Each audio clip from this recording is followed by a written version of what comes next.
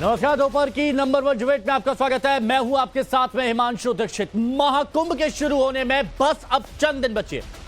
योगी सरकार भव्य और दिव्य महाकुंभ बनाने में कोई कोर कसर नहीं छोड़ रही, लेकिन इसी बीच महाकुंभ को लेकर ऑल इंडिया मुस्लिम जमात के राष्ट्रीय अध्यक्ष मौलाना शहाबुद्दीन रजवी ने एक बड़ा दावा किया है।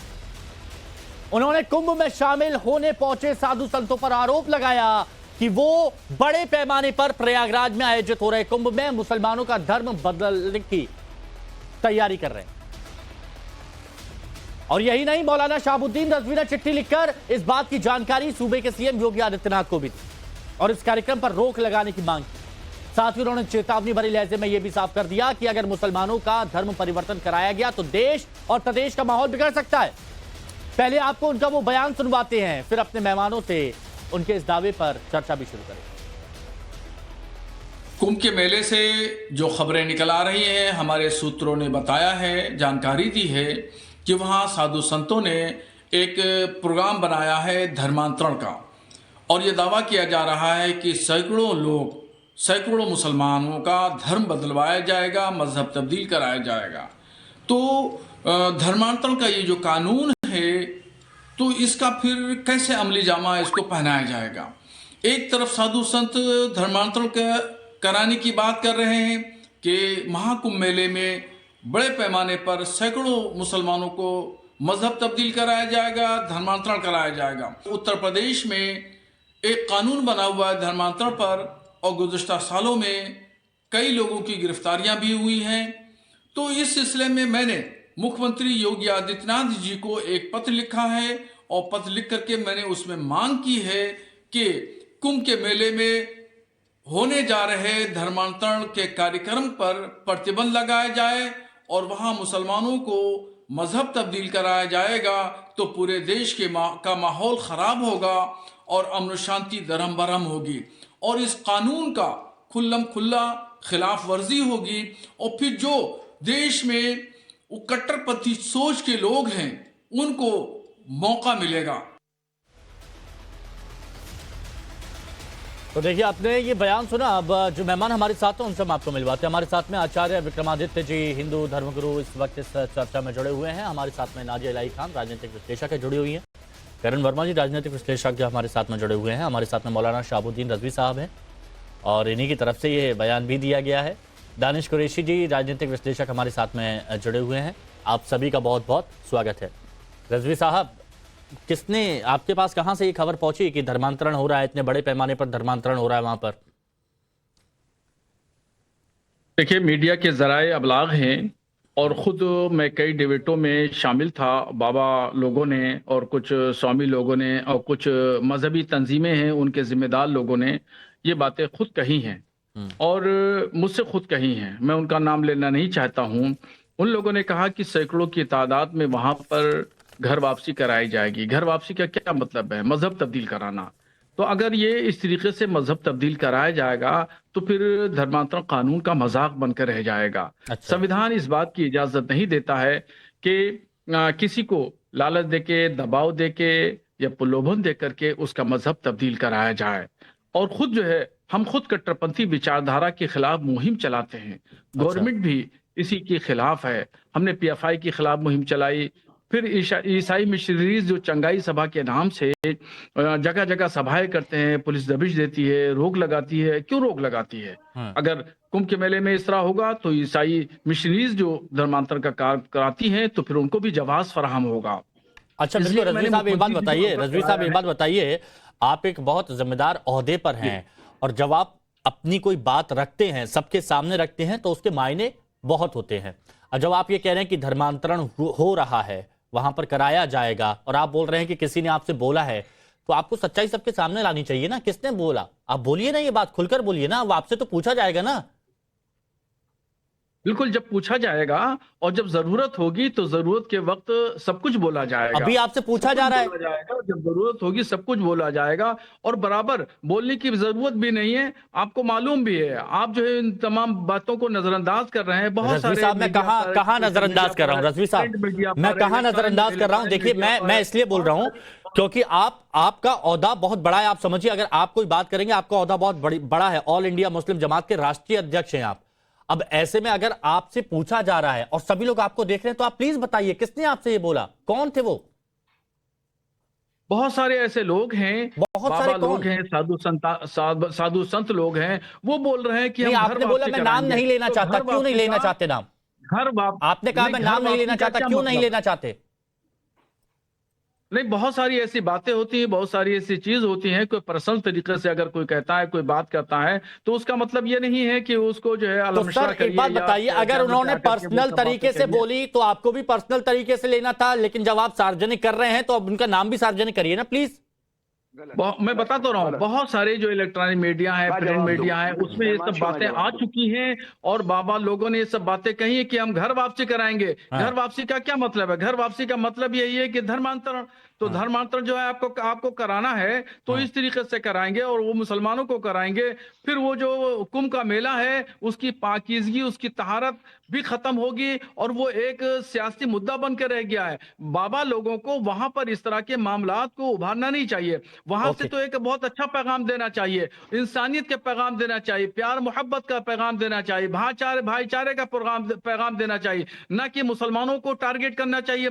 वहां पर बड़े बड़े साइन बोर्ड लग रहे हैं, ठीक है। वक्फ खत्म कर ओके। देना चाहिए, वक्फ की जमीनों को खत्म कर देना चाहिए, कटोगे मरोगे और बटोगे, क्या क्या क्या क्या प्रोग्राम लग रहे हैं। और उससे पहले मुसलमानों पे सर प्रतिबंध लगा दिया। ठीक है, मैंने आपकी बात सुनी, मैंने आपकी बात सुनी।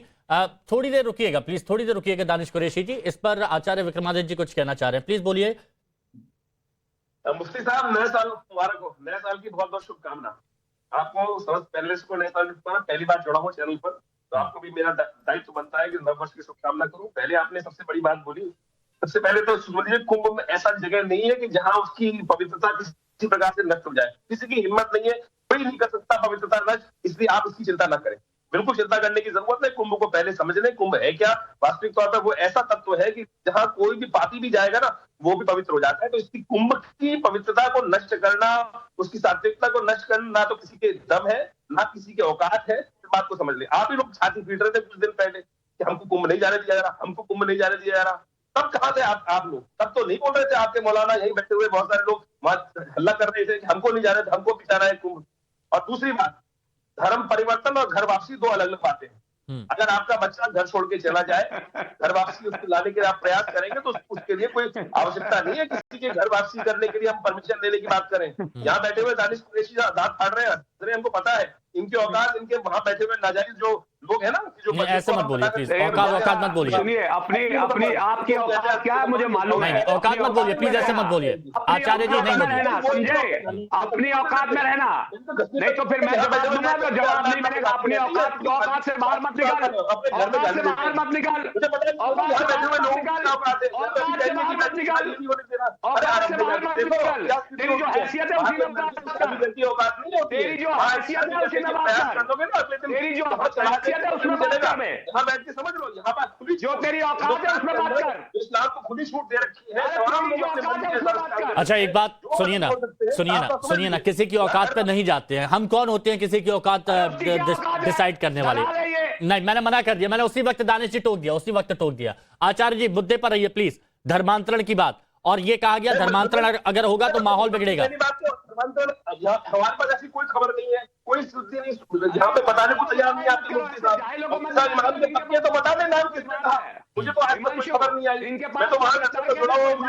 ठीक है, ठीक है। अब एक मिनट, मैं थोड़ी देर में नाजिया आपके पास भी आ रहा हूं, लेकिन करण वर्मा जी जरा ये बताइए, थोड़ा सा विश्लेषण करिए कि इस तरह के बयानों की आखिर क्या जरूरत थी और क्यों मौलाना साहब की तरफ से दिया गया है।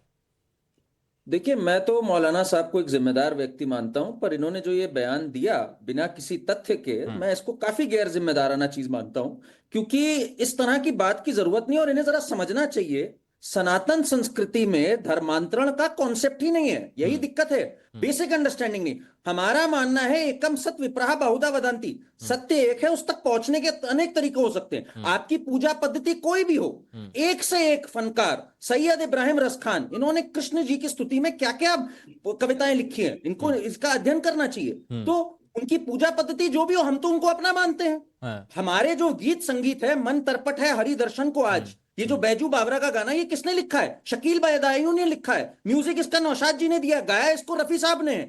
तो हमारी संस्कृति ऐसी है।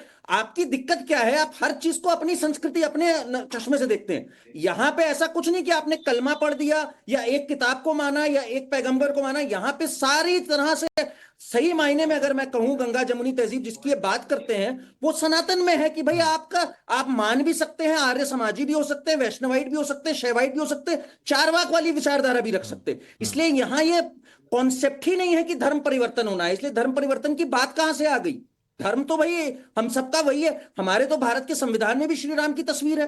तो हम अगर पार्लियामेंट में एंटर करते हैं, वहां पे क्या लिखा होता है? धर्म चक्र परिवर्तनाय। हमारे उपनिषद की पंक्ति, हमारे देश का जो नारा है सत्यमेव जयते, वो हमारे उपनिषद से है। हमारी जुडिशरी का नारा है यतो धर्म ततो जय। तो करण जी, बहुत अच्छे शब्दों में जगह आपने अपनी बात को परोया, बहुत अच्छे शब्दों में। अब दानिश जी प्लीज, मैं आपका जानना चाहता हूं कि आप इस पर क्या सोचते हैं।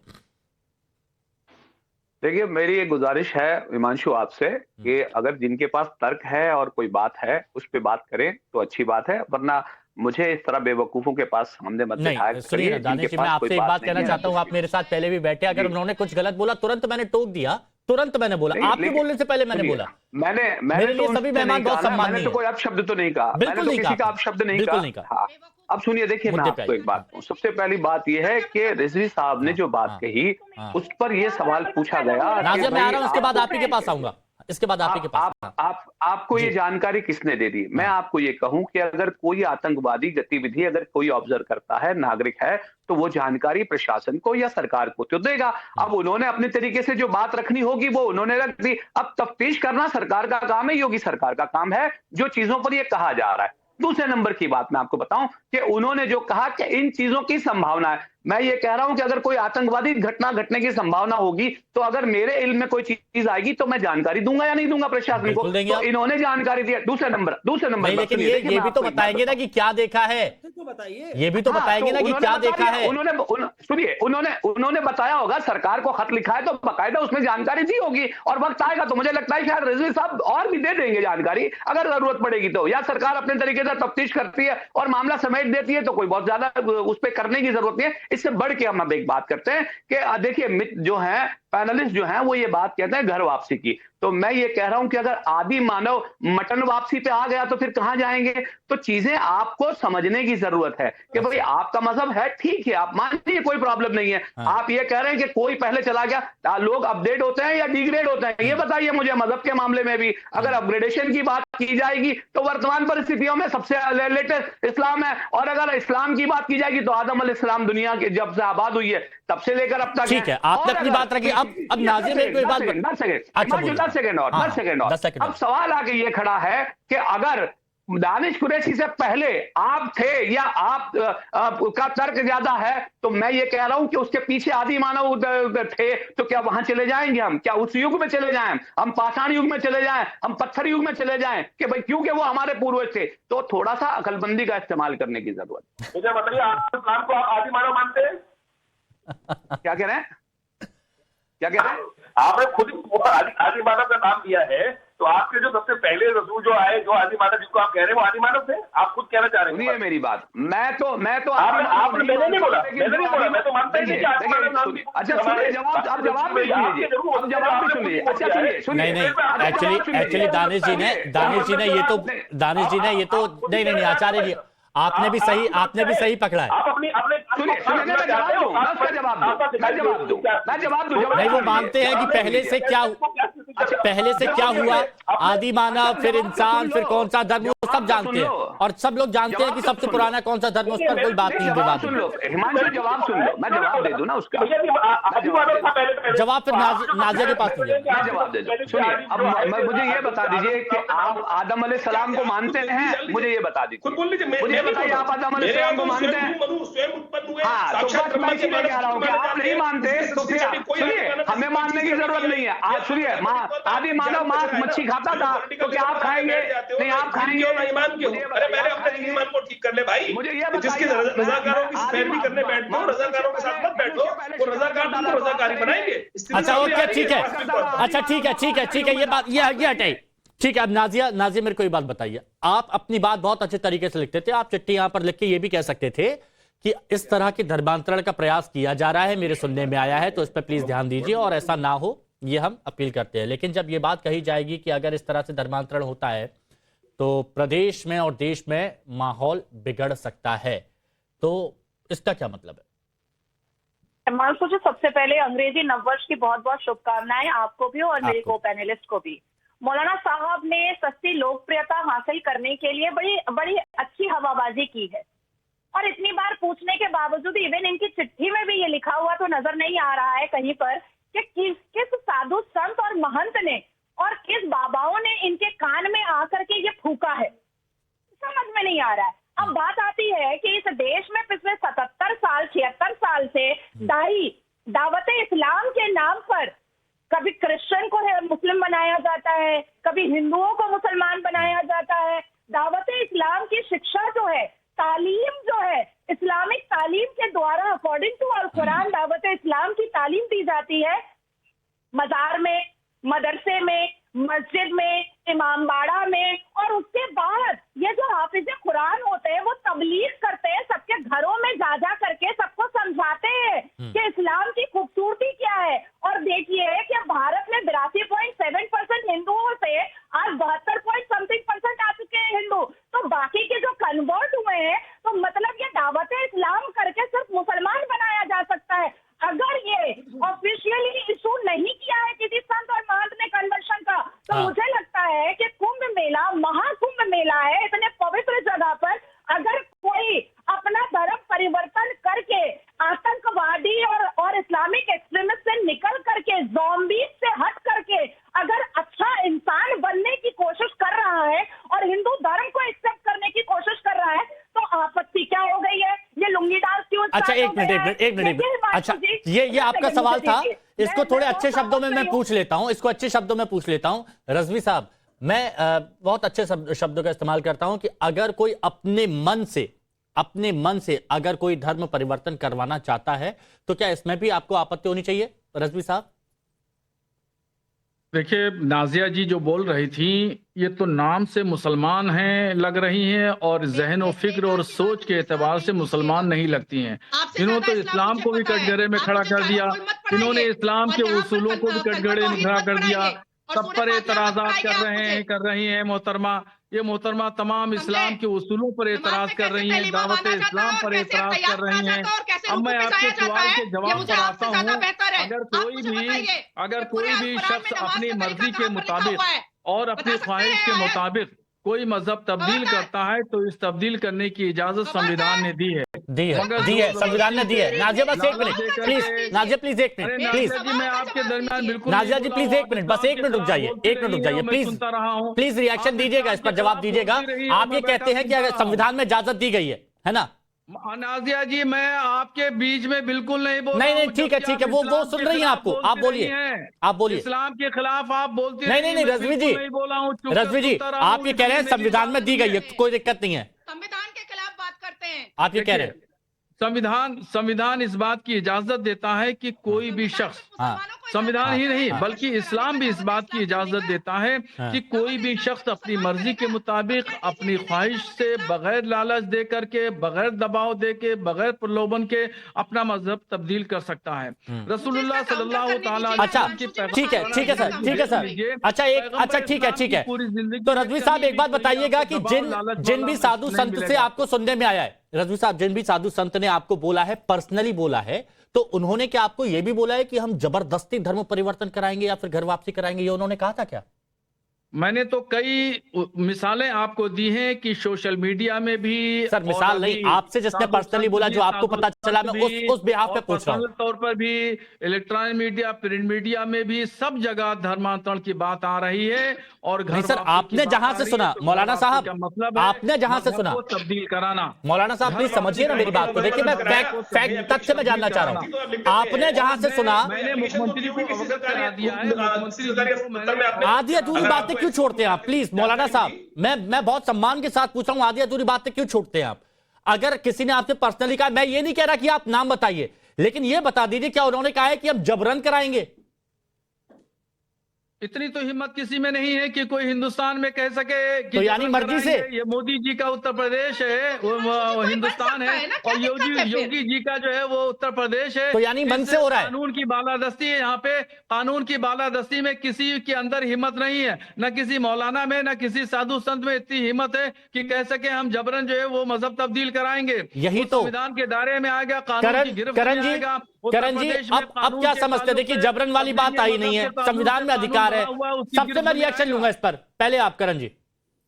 देखिए, सबसे पहली बात तो मैंने जैसे पहले आपसे कहा हिमांशु, धर्मांतरण का कॉन्सेप्ट सनातन धर्म में तो है ही नहीं। ठीक है ना? ठीक है, हाँ। घर वापसी कहें उसको, या ये एक संस्कृति है हमारी। ठीक है। अब जरा मैं एक बात बोलना चाहता हूं बड़े अदब से मौलाना जी से, मैंने बीच में इंटरप्ट नहीं किया। मौलाना जी को मैं एक बात पे जरा करेक्ट करना चाहता हूं। इन्होंने कहा इस्लाम भी इजाजत देता है कि आप किसी भी धर्म में जा सकते हैं। मैं इनको बता दूं, इस्लाम ऐसी इजाजत नहीं देता। चैप्टर 2 वर्ष 256 ये कहता है कि देखिए, अब ये बीच में बोलने लग गए। मैंने जहां इनकी दुखती रग पकड़ी है बीच में बोलने लग गए। सुन लीजिए मौलाना साहब, जवाब आपको पूरा अधिकार है जवाब देने का, प्लीज, आपको पूरा अधिकार है।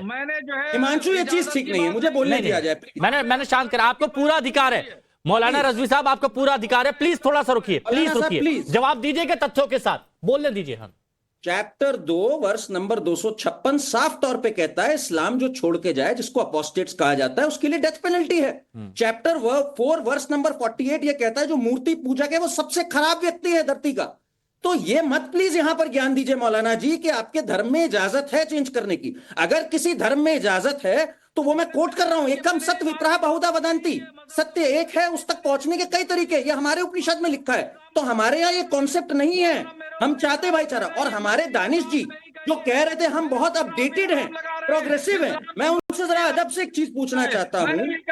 4 शादियां, हिजाब, चाइल्ड मैरिज, क्या ये अपडेटेड के लक्षण हैं? हाँ या ना जवाब दे दे इस बात का। नहीं देता है।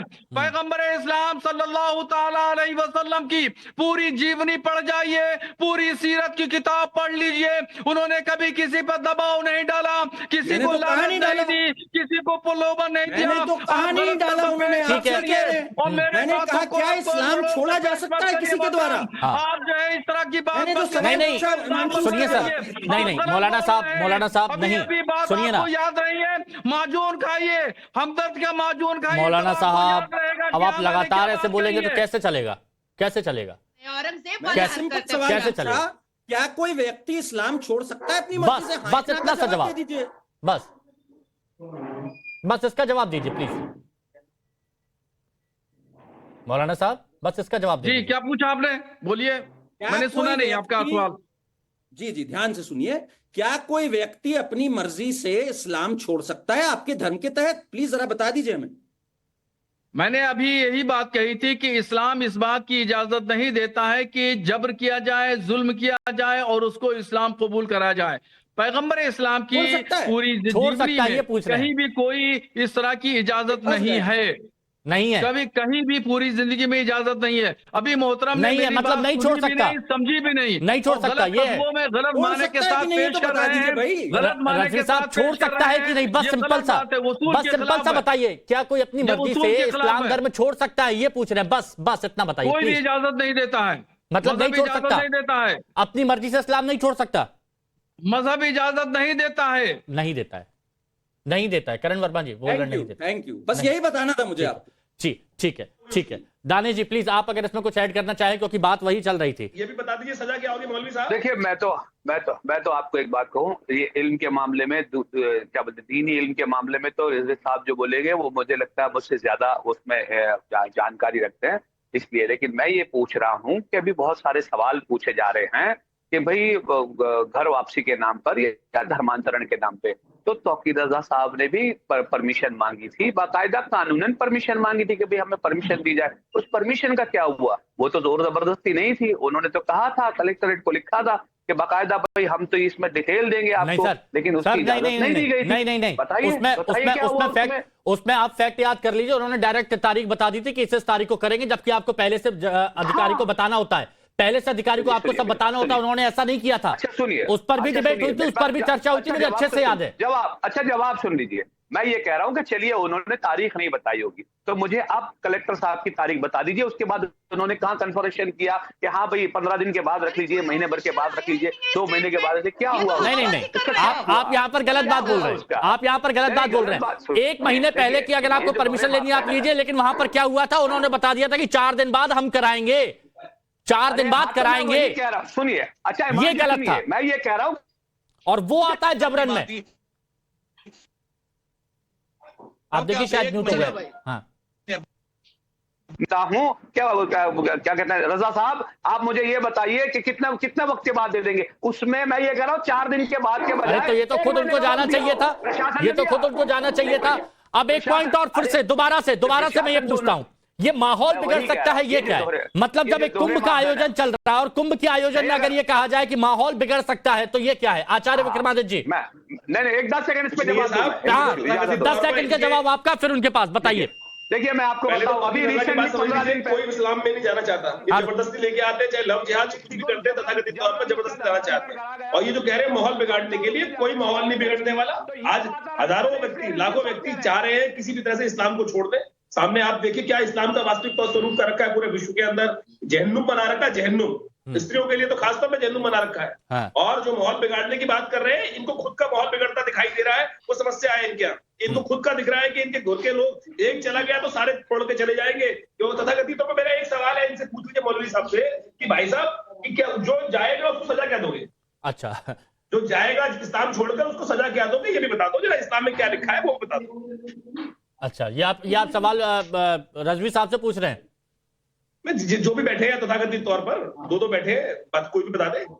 ठीक नहीं, अब ये अलग हो जाएगा, ये वो धर्म के उस मामले पर आ जाएगा, लेकिन यहाँ व्यवस्था वाली बात है। हम आपको तथाकथित कहते हैं तो आपको कैसा लगेगा? क्या रजवी साहब, आपको तथाकथित कहते हैं तो आपको कैसा लगेगा? हम आपको तथाकथित कहते हैं तो आपको कैसा लगेगा? अगर आप हम लोगों को तथाकथित कह रहे हैं, तथाकथित हमें कह रहे हैं, तो आप भी तथाकथित हैं, हम तो नहीं है तथाकथित। तथाकथित आप आकर के बैठ गए हैं, आप तथाकथित हिंदू धर्मगुरु बने हुए हैं। आप धर्मगुरु नहीं है, आप धर्म की बात नहीं कर रहे हैं, आप तो नफरत की बात कर रहे हैं। अच्छा ठीक है नाजिया, ये एक जो महाकुंभ हो रहा है, ये बहुत बड़ा पर्व है और यहाँ पर लाखों करोड़ों लोग आते हैं। ऐसे वक्त पर इस तरह की बयानबाजी से क्या बचा जा सकता था कि माहौल बिगड़ सकता है?